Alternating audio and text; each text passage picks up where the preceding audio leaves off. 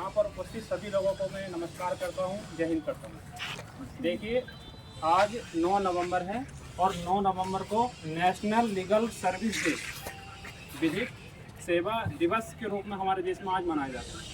अब देखिए, ये नेशनल लीगल सर्विस डे होता क्या है, इसके बारे में मैं बता देता हूँ कि हमारे भारतीय संविधान में आर्टिकल 39 अनुच्छेद 39A है, जो बात करता है निःशुल्क विधिक सहायता की। कि कोई भी व्यक्ति हो, चाहे गरीब हो, महिला हो, बच्चे हो, बुजुर्ग हो या कोई भी देश का कोई भी नागरिक हो, कोई भी पैसे के अभाव में अपनी आर्थिक स्थिति के अभाव में कोई भी न्याय से वंचित नहीं रहना चाहिए, जिसके लिए हमारे भारतीय संविधान में 39 का एक अनुच्छेद जोड़ा गया। उसी अनुच्छेद के आधार पर हमारे देश की संसद ने एक अधिनियम बनाया, विधिक सेवा प्राधिकरण अधिनियम 1987। जैसा आप पढ़ते हैं ना, IPC वगैरह है ना, IPC CRPC, एक ऐसा ही अधिनियम है, national legal service authority act 1987। और उसका गठन जो किया गया था वो आज बना, उसका गठन आज हुआ था। तो उसमें क्या है, उसमें 3 संस्थाएं बनी, विशेष तौर पर 4 बनी, लेकिन उसमें 3 मुख्य हैं। कौन कौन सी? नेशनल लीगल सर्विस डे, जिसका अर्थ है कि राष्ट्रीय विधिक सेवा प्राधिकरण, जो पूरे देश में काम करती है, ठीक है। और एक होती है स्टेट लीगल सर्विस अथॉरिटी, वो होती है राज्य स्तर पर। एक होती है डिस्ट्रिक्ट लीगल सर्विस अथॉरिटी, जिसका अर्थ होता है जिला विधिक सेवा प्राधिकरण। ये कहाँ है? जिले स्तर पर है। तो हम लोग कहाँ से हैं? जिला विधिक सेवा प्राधिकरण बिजनौर से। अब इसका काम क्या होता है कि कोई भी व्यक्ति हो, चाहे गरीब हो, बच्चा, बुजुर्ग, कोई भी हो, अगर किसी भी व्यक्ति के साथ अपराध हो रहा है, किसी के साथ या कोई अपराध चल रहा हो कोर्ट में, उनके पास पैसा नहीं है अपना वकील करने के लिए कि वे अपना पक्ष रख सकें अदालत में, तो उनके लिए हमारा डिपार्टमेंट निःशुल्क फ्री में एक अधिवक्ता उपलब्ध कराता है, फ्री में निःशुल्क। बस शर्त क्या है कि वो व्यक्ति आए या उसका कोई रिलेटिव आए और वो हमारे डिपार्टमेंट में एक प्रार्थना पत्र दे, ठीक है। तो शायद मैं मानता हूँ इसके बारे में किसी को जानकारी होगी, है किसी को जानकारी? नहीं है ना। तो वो हमारा डिपार्टमेंट है, वो कहाँ है? अदालत में। तो वहाँ पर आना पड़ेगा और एक प्रार्थना पत्र देना पड़ेगा, जिसके माध्यम से आपको निःशुल्क अधिवक्ता मिल सकता है। साथ ही साथ अब आपने 112 नंबर सुना होगा, पुलिस हेल्पलाइन के लिए, एम्बुलेंस वगैरह के लिए ना।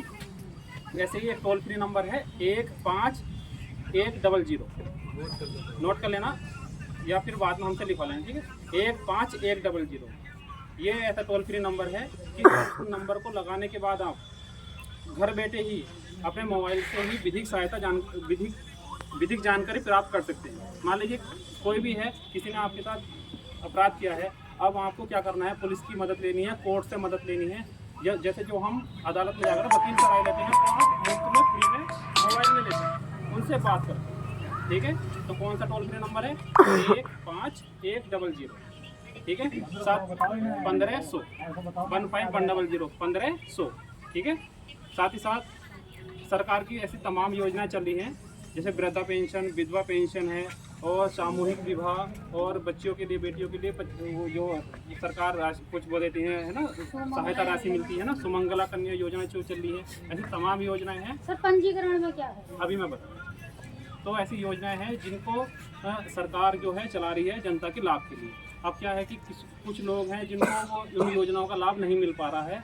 अगर उन व्यक्तियों को अगर वे पात्र हैं और उनको योजना का लाभ नहीं मिल पा रहा है, अधिकारी नहीं सुन रहे हैं, तब भी आप हमारे कार्यालय में आ सकते हैं और इस संबंध में प्रार्थना पत्र दे करके हमारे योजना का लाभ ले सकते हैं। और उसके लिए क्या करना पड़ेगा? हमारे कार्यालय में आओगे और हम खुद व्यक्तिगत रूप से आप लोगों की मदद करेंगे। वहाँ जाएंगे उस कंसर्न डिपार्टमेंट में, हम खुद आपके माध्यम से वो एप्लीकेशन या जो भी काम है वहाँ पर हम खुद कराएंगे, ठीक है। तो ये आज, और साथ ही साथ एक ऐप है न्याय मार्ग।